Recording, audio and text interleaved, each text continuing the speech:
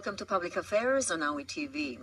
Well, I'm here in Arlington, Virginia, and I'm at the National Science Foundation. This is an independent federal agency that provides research and educational opportunities or support to all the thousands of colleges and universities across the country, the whole nation, in the field of science and engineering.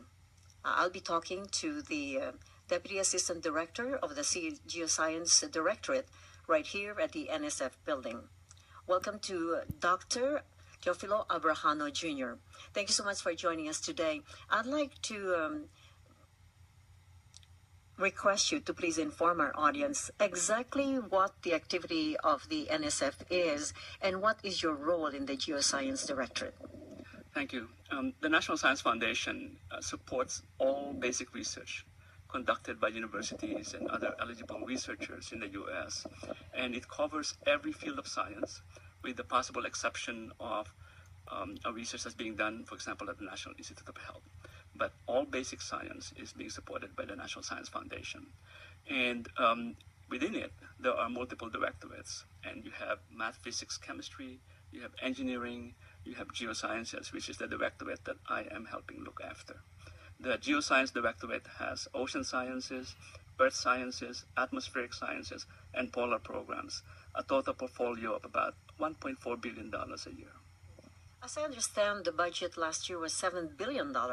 Now, with the economic situation of the United States, of the country, how will this impact the granting of scholarships and a lot of the support for research and also for the many different projects that you will be undertaking this year? And what will be the priorities? Of course, the fiscal situation of the U.S. is difficult at the moment, and we do not expect substantial growth in funding of the National Science Foundation.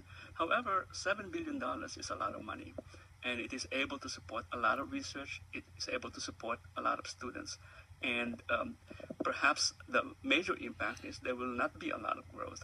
Nevertheless, we are still able to sustain and support some outstanding research and outstanding students. I know that you are very much involved in the activities in the United States. What about the partnership with other federal agencies and also the other countries around the world? It is part of the normal operation of the National Science Foundation to leverage the investments that we're doing in basic science in areas that have kind of overlap with other mission agencies. For example, here in the geosciences, we have a lot of investments overlapping with the U.S. Geological Survey. We do a lot of collaborations with them. We support earthquake research, volcano research with the U.S. Geological Survey. The USDA, the agency of government that looks after agriculture, looks after soil. We do have tremendous collaborations. We co-invest in research together. Internationally, we have the Office of International Science and Engineering here, and we invest in collaborative programs. We support U.S. researchers to go and explore and do some work with partners. And very recently, we have instituted this peer program, which is we invest on our researchers, and the USAID supplies support for the partner foreign countries. And they conduct research in the Philippines, in Indonesia, in Africa, and all over the world. And how competitive are these scholarships? I wonder if you could give some advice to those people who are watching today, Public Affairs, on how they can make a proposal so much more attractive to the NSF. Well, scholarships for students really rely heavily on the performance and grades and recommendations that the students get coming in here for these scholarships. It is extremely competitive. Just to kind of give you a glimpse of how competitive it is, the grants that we have given to students in the past, many of the students have ultimately became members of the National Academy. These are highly competitive, and the advice I can give to any student who would like to avail of this is to take care of your school. Do good, get some great grades, apply your knowledge, and make sure that you will get excellent recommendations from your professors when you apply. I guess just follow the footsteps of Dr. Abrajano here. Was once upon a time also a young student that went to a science high school and did your dissertation finally, and now you're with the government. They'll give us a brief success story. Well, I wouldn't quite, obviously it's kind of difficult to describe one's own background as a success story. All I can tell you is that growing up where I grew up in the Philippines, in Pag-asa, and not having much when I was a young man growing up, I am very hungry, or was very hungry, to get some opportunities to go my way. And whenever those opportunities had come, I made sure that I took advantage of those opportunities. And so I went to Science High School. I went and was funded by government to go to the University of the Philippines. And when the opportunity came for a Fulbright scholarship that will allow me to go to the U.S., I competed and I was successful. And if a guy like me, who is one of those faceless little boy that you see in the corners of the streets in Manila, can make it, then just about everybody can. Just a lot of hard work and no shortcuts. Dr. Abrajano, exactly what is your dissertation about? What was it about? And what was the importance of this dissertation? Well, just to give you a little bit of context, when I went here, I was working with the Bureau of Mines and Geosciences in the Philippines. So I was involved in mineral exploration in the Philippines. So when it was time for me to conduct my dissertation, I elected to conduct research in Zambales, which is the western part of Luzon, looking at rocks and minerals that are present there. And the reason why it is important to study that at that time, in terms of my major interest, is to help us guide exploration for things like chromite, platinum, base metals like copper and gold. And so in order to understand where those minerals are located, you have to understand how the rocks formed and how they have been transformed by subsequent reaction. So my dissertation, which was funded by the National Science Foundation, actually, was meant to try and understand how the rocks in Zambales formed and how the minerals became localized where they are. And I know you had to go home to the Philippines to conduct that study. And was it supported by the NSF also? And I understand from you, a mining company. Yes, well, I would say every piece of work, in order to actually be successful, has to have multiple support. Financially, the National Science Foundation did provide the means for travel, for logistics, and all things that we need in there. But when I was there, I had the assistance of the Bureau of Mines, my previous colleagues from the Bureau of Mines and Geosciences. I had tremendous assistance from Awee Mining Corporation, which I don't believe exists anymore, but they provided logistics, they provided access to the mine, and I worked with a lot of wonderful people there. It took us over a month to actually collect samples and do the study there. What do you think about the status of the science education in schools and universities? Do you think there should be more of this and also involvement from the community as well? Do you mean that in the U.S.? In the U.S., the U.S. is struggling. If you look at STEM education, science, technology education in the U.S., it has been slipping back into, I believe, not even in the top 10 in the world. And the same as well in the Philippines. I thought when I was there, I was getting some really outstanding education, elementary and high school.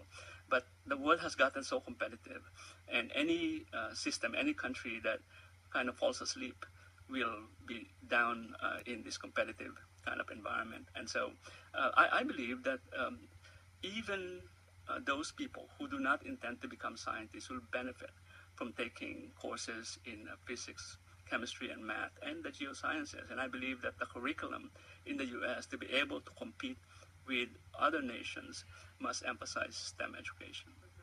You've done research, you have been a professor, and you also are with the government now. What do you want to do next? Well, I am enjoying what I'm doing right now, and we are making some very important decisions on investment, on what the priority areas are in the geosciences. I have privately harbored a desire to retire early, probably at the age of 60. And my wife and I had always talked about going back to the Philippines when that happens. And by then I would be happy to sit and soak the suns and the wonderful people in our country and kind of get reacquainted. But if there are some opportunities that become available, be it in a university or in government or in the private sector, I probably would be interested in pursuing that. And just before we get your message to all the people around the world, especially to that young scientist watching our public affairs program today, any very earth-shaking discoveries that NSF has made, or any wonderful news that you would like to share with our audience today? Like, people are not even aware, not too much, about global warming, perhaps the marine life going into the brink of extinction. And I didn't realize that gusty winds also exist in space, and so many other things. So these are the things that Dr. Abrajano will share with you. Yes, the geosciences in particular had been dealing with some very complex studies of climate, how the Earth has evolved over billions of years. And so over the years, what we have learned in these complex systems is that it has changed dramatically over time. And the changes that we are seeing now in terms of the global temperatures, atmospheric circulation, and so forth, are really unprecedented in the past hundreds of thousands of years. And it has become significantly believable that the reason for this change has to do with the way that we have altered the atmosphere of the planet, and that it behooves us to adapt to understanding what these changes mean.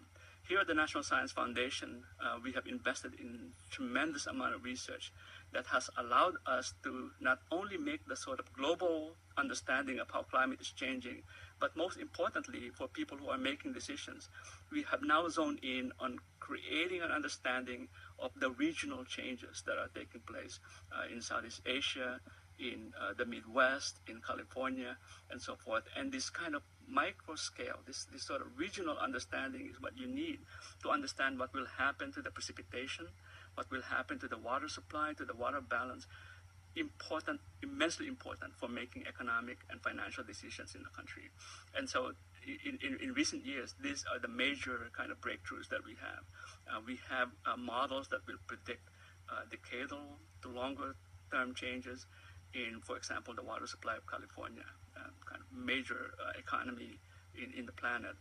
In the Midwest, the depletion of water in the Ogallala Aquifer, which supplies the water that is needed for agriculture, that supplies the grain for most of the country, and understanding how coasts are getting inundated, kind of demanding some hard decisions to be made, for example, with the recent history of Sandy, on how the infrastructure like the subway and the roads and the houses that are located in the coastal zones, how do we adapt to all these changes?